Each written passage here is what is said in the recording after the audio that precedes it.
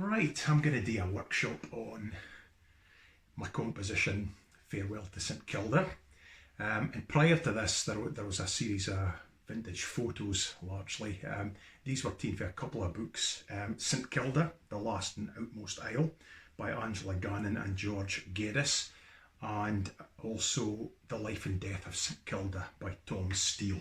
I'll say a wee bit more about the history that inspired the tune and the landscape that inspired the tune later on, but I'm just going to play it for a start.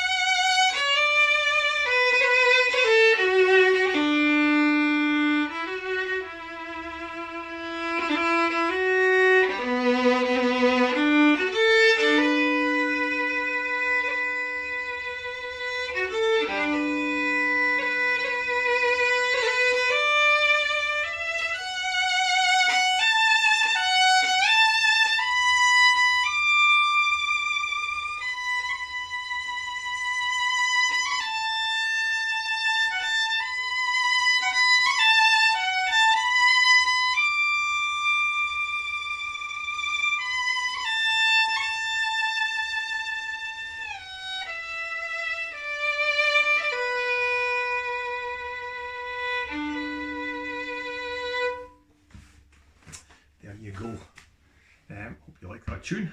I like it. It's one of my own tunes, but I don't know. I like my own stuff, but that was certainly one that I thought was decent enough when I composed it.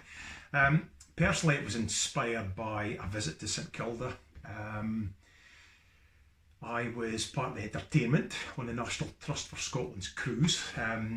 The St Kilda Islands are in the care of the National Trust for Scotland, and so when they did their cruises, they always tried to go in past St Kilda. They weren't able to land, as you can imagine. St Kilda, very remote. It's over 40 miles to the west of the Outer Hebrides, so remote, difficult to get to, and a stormy bit of water, it has to be said. So you can't get on, you have to jump into tenders off the big boat and take the wee boats in. But at this particular time, I was actually able to land, and I went for a walk right up high above the village, in Village Bay, just to try and get a sense of the size of the cliffs. Turned my stomach, I'll be quite honest, and then I was attacked by a bonksy, which I took as an excuse to leave the hair raising spot. I found myself, and I wandered back down past the cleats. There's hundreds of these cleats which were used for storing in the winter time. So I sat down and found a quiet corner in one of the ruined houses, and I sat and had a wee tune to myself while I was there. So this was composed when I got home. I had time to sort of digest the experience, and I think I was up in Iceland that trip as well, but yeah, I've been up there a few times. But I've been to St Kilda about 3 times, but that was the one time that really made a big impression and inspired this particular tune. So, just like on a slow air, rather than just plodding through it, in kind of monotone, in one speed and one volume, to make it really come to life, because a slow air is it's like a song without words, and it's really you try to paint a picture with the music, tell the story. So how do you do that? Apart from the melody notes, you use dynamics, louds and softs, and you push and pull the tempo. The tempo and the dynamics are absolutely in tandem, they go together. So when you get louder, you push the tempo. Come into the end of a phrase, you slow down and get quieter. That's a basic rule of thumb. It's nice black and white, it's going to vary right the way through the tune, but through every phrase in a slow air, and that can be every 2, or every 4, even every 8 bars, depending on the piece, there should be this sense of ebb and flow, light and shade within that, and that will vary depending for you on the tune. Now this particular tune, it's got a first measure and a second measure. The first measure is repeated, so when you're playing through a second time through a part, never play it exactly the same way. If you can't help it, try and do something a bit different. The notes are the same, but express them a wee bit more differently. So in this particular tune, I would maybe get a little bit more dramatic when I repeat it. You could decide to play it more tenderly, I suppose would be the options, but you treat it like, although it's a repeat of the same thing, it's a different part of the story, so that story has to develop somewhat. Up to you how you do it, I suppose. But this is really how I would play it. The second half would tend to be more dramatic. Now, St Kilda's got amazing sea cliffs and huge bird populations, and so it's very dramatic. If you sail around it and you're looking up at them, you get an amazing sense of the height and scale, the sheer cliffs coming out the sea. They've got the second highest sea cliffs in the world, I think, and certainly the highest in the British Isles. So the tune itself really, that's part of what I was trying to really get across, was that sense of height. And some of the ornamentation and the high motifs are really, I'm trying to sort of get a sense of birds high up here. Uses the Hale scope of the fiddle, G string right up to 3rd position on the E string, so there's a big scope which hopefully it gives it that sense of height, and also dropping down quite quickly gives it that sense of dropping. It's the kind of things I had in the music. The other aspect is the kind of surge and ebb and flow of the sea, so we tend to hate ebb and flow in slow airs anyway. In this particular tune, that's something that I always try to get across, like since the wave coming in and the kind of ebbing away and then coming in. So yeah, just see how you get on. I'll go through it again, just marking out for all the different phrases are. So I wouldn't start this too dramatically, kind of moderate really. First grace note, the more surge in there.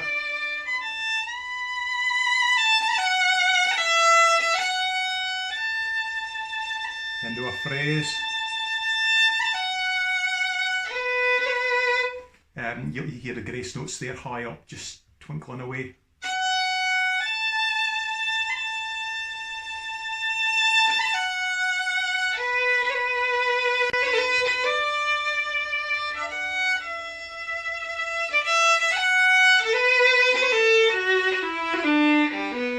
Feel it sort of dropping down there and slowing up. And repeat. Move it on a wee bit.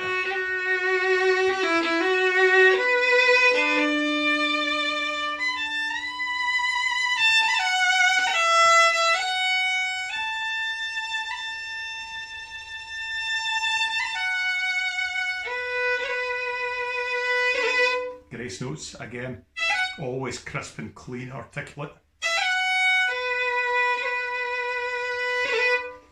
It should be slow enough that you can really figure out what's going on, but that is.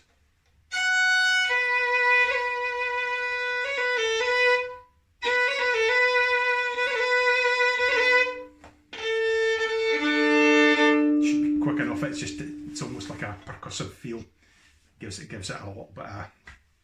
ornamentation just colours the music just a little bit. Lacks something terribly if you didn't hate ornamentation. Up to the player. I mean, that, I might notate it in my music, but it's really just a rough guide. I would never stipulate it must be played.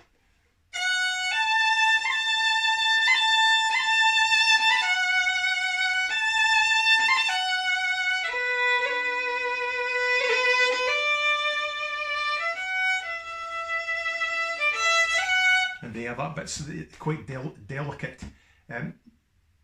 It's kind of snappy, but yet soft around the edges. You don't want it to be hard and angular. It's not a slispy you're playing. It's too much. Tone it back.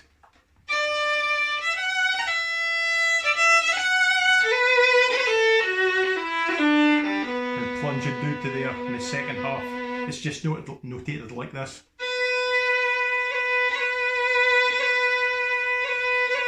But I always just fills out the chord a bit. It really informs the accompanist that that chord is definitely going to be there, because it would clash if it doesn't fit in. So it just it fills it out a bit as well, but gives it a nice bit of colour.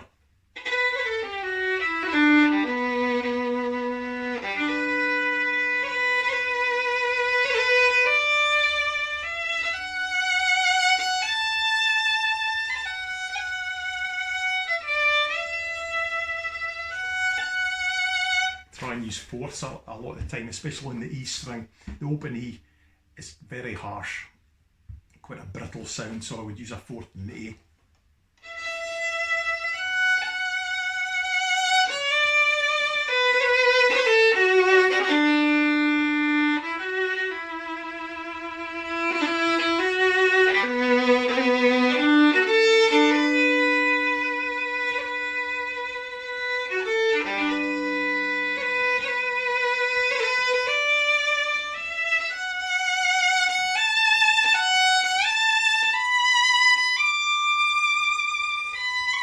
Try and get up in the third position. You've got no option because it goes high enough up that you've got to play in third position. Good practice, but again, if you cannot play in third position you quite yet, you probably want to practice that. But regardless of going up into third position or back down, back into first position, smooth going up and coming down.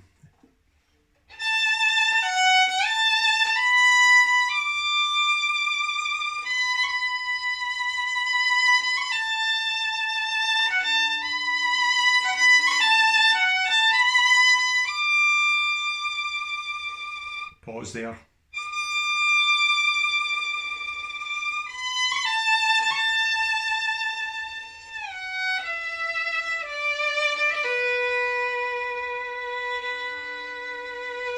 Then I'm coming back down again. Although sliding from one note to another is really no part of the Scottish tradition, the Scottish idiom. In slow airs, they can be really effective if elegantly done and subtly done. It almost feels like a sigh. So you don't want to overdo it. So that's subtle enough, it doesn't really jump out. See what I mean? That's over the top.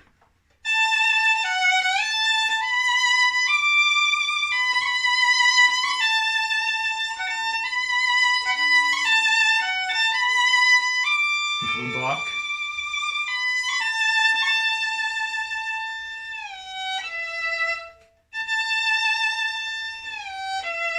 You can take a weight off the bow, just ease off, slow the bow down, and it'll diminish the volume. Because how do you get louds and softs on the fiddle? You've not got a volume control. It's bow speed predominantly, but you can intensify the note by using vibrato as well. I mean, so a slow bow, you get a quiet sound. Bouncing. Speed it up. I'm not pressing hard, so it's slightly flat even though my finger's in the right place. Press down harder, get it tighten, speed it up, press harder, vibrato. So you can see, so it's speed of the bow, pressure on the hand, up vibrato. I mean, I have heard folks saying, oh, that's for classical music, you didn't use vibrato in traditional music, and that's rubbish. Okay, if you don't agree with me, tough. It's rubbish. It's a tool for getting the best out of the music, and it colours, it gives you that extra facet to your playing. You can get far greater depth of emotion in a tune if you've got a reasonable vibrato. But it doesn't come accidentally. You've got to work on it. You've got to, work hard and consistently. A couple of days is never going to do it. You have to be working at it till it gets better. So, vibrato is a great tool to have. I mean, some of the best folk singers, I mean, it's the same thing. Treat a slower like a good singer would sing a song. How you phrase it, how you colour it and get emotion. After all, as a fiddler, I got the luxury of lyrics to tell the story. So you need to use things like light and shade and kind of dynamics and ebb and flow, that use of tempo to colour a tune. On a slow air is going to have that to some degree, but certainly this tune for him, I want to get across of the kind of that sense of the sea and the height of the cliffs and the seabirds. That's the things that really strike you when you're there. The other aspect is what a sad story it is about the folk that lived there. An amazing story of survival. Very, very tough, hardy folk that lived predominantly by catching seabirds off the cliffs, living off the flesh of the birds, but also their eggs. And I think most of their rent was paid for through the feathers. Their landlord was MacLeod and MacLeod at Dunvegan on Skye, and they collected a huge amount of feathers and also tweed. So they had soy sheep there. There's wild soy sheep now because they didn't manage to get them off the island, so they were left, and now they're a truly wild breed of sheep on St Kilda. So yeah, the wool for these sheep was turned into tweed, which was also part of their rent because it wasn't a moneyed economy. However, when folks started visiting and they started then selling their socks, their woolen socks and these type of things to visitors, money came into the islands, and they were able to then start, I mean, you'll see some of the photos of them with pipes, things like that. You kind of get tobacco in St Kilda that has to be bought in, so these sort of luxuries begin to affect the culture on the islands. But they were evacuated in 1930, August 1930. 36 islanders remained at this point and were evacuated to the mainland, where they were given jobs in forestry, and I think it was somewhere like Lorne. They were up in the hills, miles from the sea. They were never happy, apparently. Anybody was born and brought up in St Kilda, I think they all wanted to go back, but by this point the government would not let them. So there you go. Big story, well worth reading about, and that's what inspired this tune. Very emotional place to stand on that street for the ruined houses are. It's just like you could almost sense it's full of ghosts. Now that's maybe just my imagination, but it is quite an emotional place to think of the folk that were there once upon a time living. So I'll play it again just to finish up, and I hope you've liked this little presentation on St Kilda and my tune Farewell to St Kilda.